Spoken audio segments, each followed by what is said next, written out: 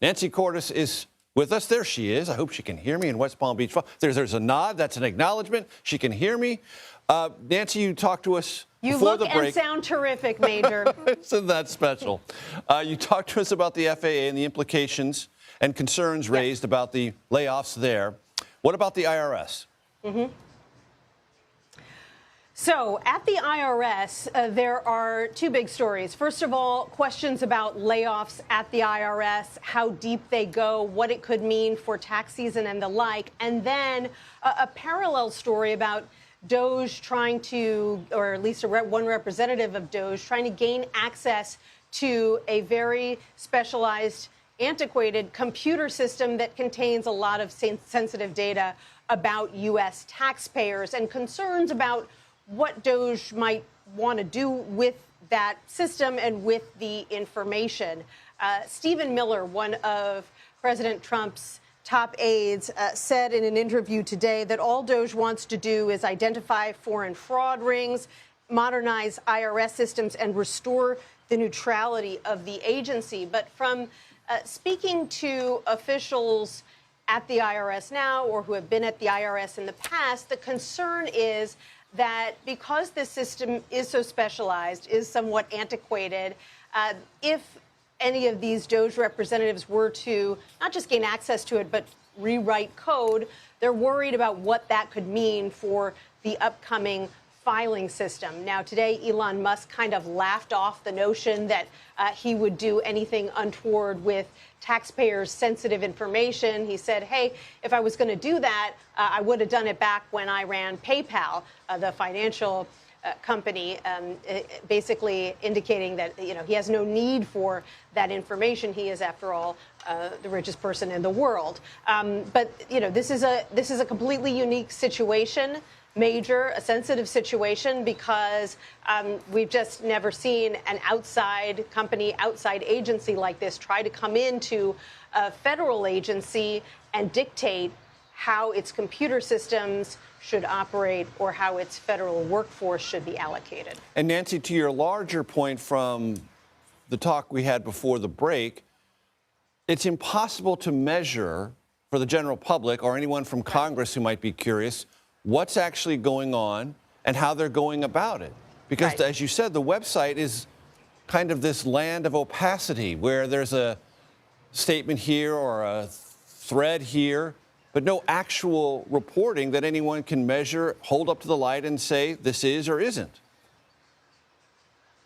Right. And there's also an assumption that they're far from done. So even if we were able to calculate how many hundreds of workers at the CDC or the NIH had been fired, there's an assumption that there are more people on the chopping block.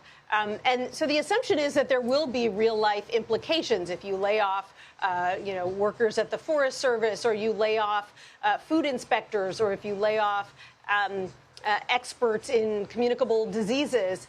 There will, you would assume, be some kind of downstream effect. But it is going to probably take getting downstream to know just how large, how significant those effects are. A wide and turbulent stream indeed. Nancy Cordes, thank you so very much.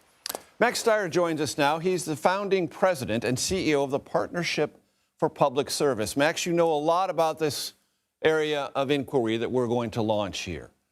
What are your top-level concerns about Doge and the effect it's having across agencies with so many layoffs? Well, look, I think Nancy Cordes did a very good job of describing some of the things that are going on and the risks that are involved here. I think if you take a step back, it's worth noting that the federal workforce today is the same size as it was in 1969. That's in absolute terms. And in relative terms, given the fact that our country has grown so much, it's a lot smaller. So the idea that you're going to take on the federal government size by reducing headcount, frankly, does not make a lot of sense.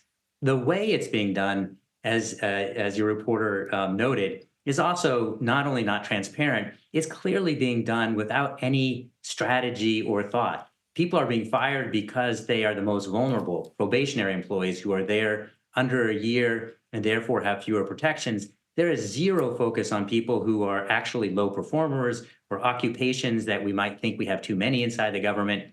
So it's clearly not being done in a way that is going to save the taxpayer anything. If anything, we're going to see huge costs, both in terms of lost services that will really matter, but also ultimately, even in things like activity that is plainly or clearly illegal in terms of the way these folks are being fired, it's going to be civil servants who have to defend them, and it's going to be the American taxpayer that pays the damages. So, all in all, this is a very troubling set of circumstances. As Nancy Cordes noted, it's not over yet, and we really do need a lot more accountability than we're getting right now.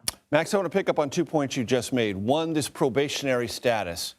As I understand it, some of the people who fall into this category might be longtime employees who were promoted to another position, and it's in that promotion status that they're probationary. But they may have a lot of experience or expertise or something that their particular agency relies upon. No doubt that is correct. It's also true that you're talking about not just the FAA and the IRS, but I know of at least one specific example of a VA doctor who is probationary, who's been fired, nurses at the VA. I mean, it's across the board, and really important to underscore, there is no strategy here. And you really are seeing an example of break it, maybe to fix it, but certainly to break it. And there is no benefit to the American public to what is going on right now. Our government really does need to be reformed, but we're going in the wrong direction. Underlying this is the really core proposition that civil servants should be there in a nonpartisan basis. They should be experts who are selected not because they are loyal to an individual, but that they're loyal to the rule of law and to our Constitution. And that fundamental proposition that we've had for 140 years under Republican and Democratic presidents is being overturned in a dramatic and very destructive way. And Max, is it legal? I would say not. I mean, obviously, this is a whole mix of different activities that are taking place, but there does not seem to be any real understanding of what the legal requirements are. So I have no doubt that there are violations of the law that are taking place and real people getting hurt. So yes, the court system may have important role to play here, but in the meanwhile, the American public and civil servants are going to be hurt. Max, real quickly, for those in the audience who would say, hey, wait a minute. As a candidate, Donald Trump said he was going to do this. He won the election. He's the head of the executive branch. As chief executive, he has authority over the executive branch. I want him to have what he wants. What would you say to that? Right. And I would say this is not what Donald Trump ran on. Donald Trump did not say that he was going to fire the people who were merit-based career civil servants and replace them with loyalists. In fact, he denied that he was going to do things that Project 2025 said that they were going to do. He did not say he was going to violate the law. We are seeing things that I don't believe the American public bought into. We have polling that shows vast majority of Republican, Democrats, and independents want, in fact, a merit-based, nonpartisan civil service. This is not what they want. This is not what they should get, and it's going to be bad for all of us. Max Stier with the Partnership for Public Service. Thank you very much for your time, sir. Thank you.